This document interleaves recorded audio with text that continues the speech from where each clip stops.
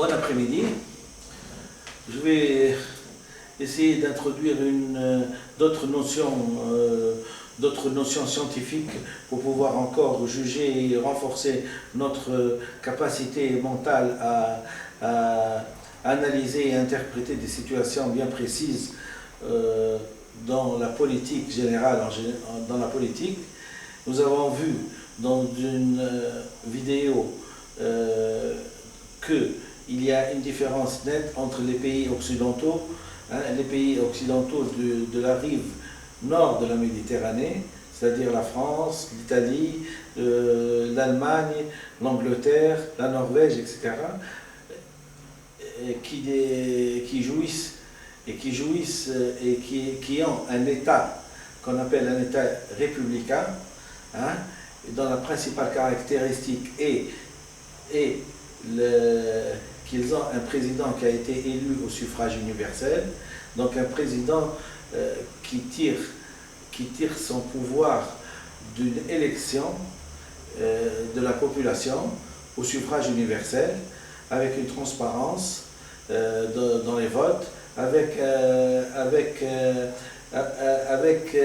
une légalité sans faille, et donc qui joue son rôle pour une durée bien déterminée, soit 4 ans, soit 8 ans, et en général,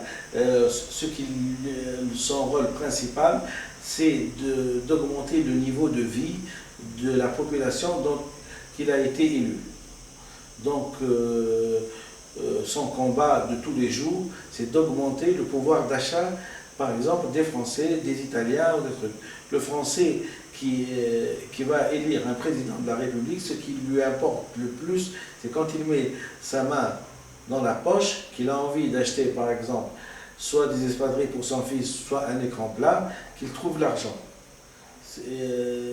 Et donc, si le président de la République, pendant les 4 ans de sa présidence, a fait que le niveau de vie a augmenté et tout, on va le réélire. Sinon, on change. Par contre, dans la rive sud de la Méditerranée, nous avons des États qui ne sont pas des républiques, c'est ce qu'on appelle des républiques presque bananières. Dans le fait même que ce sont des États tribus. On a vu qu'est-ce que c'est une tribu, et que la tribu n'avait pas un président de la République, mais elle avait un chef. Et ce chef-là, il était nommé. Il est nommé en général par son entourage, par ses amitiés, par ses connaissances, par mille et une façons, mais il n'a pas été élu, il n'est pas l'expression du suffrage universel de la population. Il n'est pas cette expression-là. Ce sont des amis, de la famille qui l'ont nommé. Alors, on a plusieurs types de passation de pouvoir, du président qui laisse son fils présider, du roi qui laisse son fils hériter le trône, et etc., etc., etc. Vous comprenez très bien que ces deux choix différents influent de façon très nette sur le développement de ces pays respectifs. Et la preuve en est, c'est que les pays de la rive nord de la Méditerranée évoluent, ils se sont développés en ce qu'on appelle un développement honorable, alors que les pays de la rive gauche, de la rive sud de la Méditerranée, ce sont des pays sous-développés qui ont des problèmes de famine, qui ont des problèmes de l'emploi, qui ont des problèmes de misère, qui ont des problèmes de crédit, qui ont tous les problèmes. Alors, donc, nous allons nous concentrer un petit peu sur ce qu'on appelle l'État tribal. Ils n'ont pas de président, ils ont un chef. Et le prestige, donc on va étudier le prestige du chef et le pouvoir de la tribu. Il n'y a donc pas de roi dans la tribu, mais un chef, qui n'est pas un chef d'État, essentiellement chargé de résorber les conflits qui peuvent surgir entre les individus, la famille, le lignage. Le chef, il ne dispose pas il ne dispose pas pour établir l'ordre et la concorde, il ne dispose pas pour établir l'ordre et la concorde que du seul prestige que reconnaît la société. C'est simple. Donc il est l'intermédiaire entre les conflits humains. Par exemple, les conflits humains, il y a un problème d'héritage, il y a un problème de mœurs, il y a un problème de dispute, il y a un problème d'arnaque entre les personnes, il y a un problème de viol. Il est là pour faire son enquête, essayer de ramener le délinquant en prison. Il fait un ordre plus policier que présidentiel. Voilà. Il gère les biens des familles, il essaye de désargenter les uns au profit des autres. Il a un rôle presque familial, disons. Il organise les linages, c'est-à-dire que s'il y a un propriétaire terrien qui a 4 hectares et l'autre 5, et que l'un a débordé sur l'autre, il vient avec son aura et avec son prestige que lui reconnaît cette société, et il essaie de trouver une solution entre les deux parties. Mais il n'a pas le rôle d'un juge, il n'a pas de pouvoir juridique, il a juste un pouvoir persuasif et il n'a que l'usage de la parole pour calmer les conflits et pour résoudre les conflits. Donc c'est plus s'attacher, plus un pacificateur qu'un juge. Un pacificateur, il est tout à fait bien dans son rôle parce qu'il a une conscience profonde qu'il ne mérite pas son rôle. Et que tous les conflits qui peuvent être engendrés par la société, ils peuvent retourner contre lui. À partir du moment où lui, il ne peut pas se mentir lui-même, il sait très bien que son passage au pouvoir et son passage à la présidence, par exemple, ou sa nomination comme chef, il ne la détient pas d'un suffrage universel et il ne la mérite pas du point de vue intellectuel. Il n'a pas une assise intellectuelle pour pouvoir gérer un pays. Donc, connaissant tout ça, tout ce qui est conflit, il ne l'aime pas. Il est là pour faire le pacificateur, pacifier des conflits, des guerres entre personnes. Il est là pour ça. Et il a l'usage de la parole pour pouvoir gérer ces conflits. Donc, pour moi, et si je devais vous donner une spécificité du chef d'État, ou chef d'État tribu, c'est en arabe, on dit ça un fdewi, qu'un chef d'État. Un fdewi, qu'est-ce que c'est? C'est quelqu'un qui dit qu'on va faire un sacrifice, une fadwa, un sacrifice. Comment ça? Par exemple, la population est énervée, il y a eu des années de sécheresse. À qui on se dirige? On se dirige au chef de tribu, qui en général est vieux, et c'est le plus vieux, et on lui demande qu'est-ce qu'il faut faire. Donc,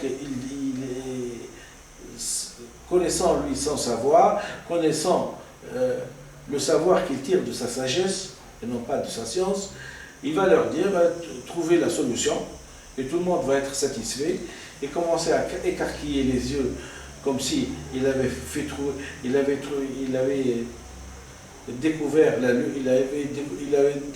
lune, hein, il va leur dire, faites un sacrifice, allez égorger un mouton et la pluie viendra.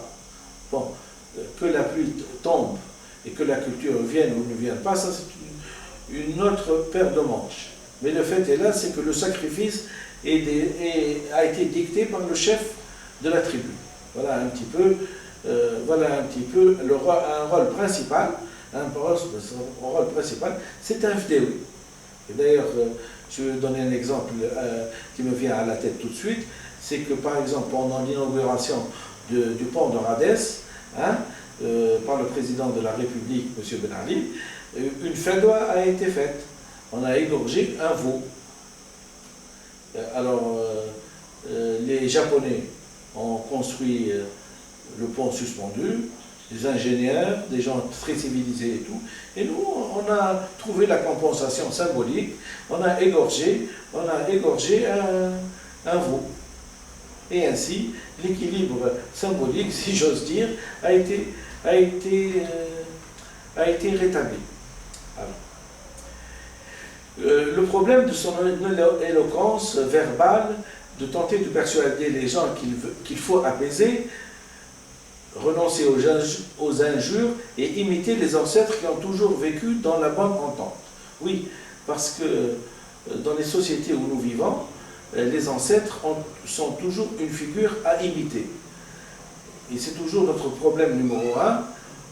Notre problème numéro un, si j'ose dire, hein, c'est le un pas en avant et 10 pas en arrière. Au lieu de choisir des personnages identificatoires, des pays identificatoires qui ont réussi, qui ont marché sur la Lune, qui ont fait des TGV, qui ont, je ne sais pas moi, qui ont découvert l'Internet, qui ont fait des choses, des technologies de pointe, nous avons une référence, un pas en avant, 10 pas en arrière, c'est nos ancêtres. Ils ont été sages, on doit être sages comme eux. Voilà à peu près les moyens qu'ont les chefs de tribu pour calmer la population. Comprenez très bien que il peut passer 1 année, 2 années, 3 années, 20 ans, 23 ans, comme ça, dans un équilibre aussi instable que celui-là, hein, qu'il soit sur la vague, hein, qu'il essaye que tout le monde soit d'accord, que la mer soit calme, hein, stagnante même, pas de développement, hein, bien ancré dans nos coutumes et dans nos convictions ancestrales. Mais c'est un équilibre très instable. Parfois, il y a comme une vague, une grande vague, une vague géante, et c'est le tsunami. Le tsunami qui a engendré des centrales nucléaires qui ont été détruites au Japon. C'est à peu près la même chose. Il y en a eu un tsunami, mais cette fois-ci affectif. Un tsunami qui a bousculé et qui a renversé, qui a renversé par une révolution bien faite, un gouvernement et un régime qui s'est maintenu pendant 23 ans sur une population qui l'a maintenu dans la pauvreté. Voilà à peu près ce qui s'est passé, tout en intégrant à chaque fois les tenants et les aboutissants du phénomène révolution. Donc quand il n'arrive pas à résoudre les problèmes, quand il n'arrive pas à résoudre le problème du pain, du gagne-pain, de l'emploi, des diplômés qui sont dans le chômage, ça se résout par la violence. C'est ce qui est écrit, c'est que s'il n'arrive pas à résoudre ça par la voie pacifique, c'est la violence qui le fait tomber. La propriété essentielle, c'est-à-dire qui touche l'essence même de la société primitive. Vous bien m'écouter, la propriété essentielle, c'est-à-dire qui touche même l'essence de la société primitive, c'est l'exercice du pouvoir absolu complet sur tout ce qui la compose. À partir du moment où quelqu'un n'a pas d'instruction nécessaire pour argumenter ses décisions, pour donner des solutions scientifiques, pour pouvoir persuader les gens qu'il est dans son bon aloi de faire ça, hein, c'est plutôt l'exercice absolu du pouvoir, c'est-à-dire on ne parle pas, il est interdit de tout faire, il peut interdire l'autonomie. Il peut mettre quelqu'un en prison, hein, il peut, pour 1 année, 2 ans, il peut lui retirer son passeport, il a tous les pouvoirs. Hein, il peut le torturer, bien sûr. Donc, il peut interdire l'autonomie de quelconque de ces ensembles qui le constituent. Son rôle essentiel, c'est de maintenir tout le mouvement interne, conscient et inconscient qui nourrissent la vie sociale, dans les limites et dans la direction